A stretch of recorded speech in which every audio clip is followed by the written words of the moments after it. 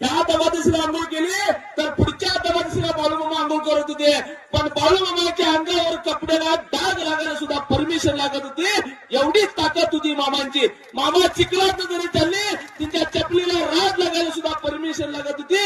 एवढी ताकद होती ह्या मामांची. व्यंकटगिरी धुळापा विचारला, मामा तुम्ही 15 दिवसाला का आंघोळ करताय? अरे धुळ्या रांडाच्या मधला काशीमध्ये पाट 3 बसून मला भक्त आंघोळ घालतात म्हणून सांगितला.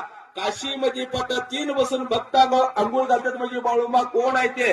साक्षात भगवंत ईश्वराज. आणि आज ह्या कलियुगामध्ये साक्षात परमात्माचा अवतार बाळूमा आहे.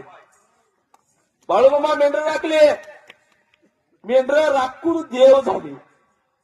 ह्या जगाच्या कल्याणासाठी मामाने बकऱ्यांचा अवतार घेतलं आणि शेवटचं ह्या कलियुगमध्ये मामाने ह्या बकऱ्यांचा अवतार घेऊन आज तुमच्या दारापत्र, तुमच्या गावापत्र, तुमच्या शिव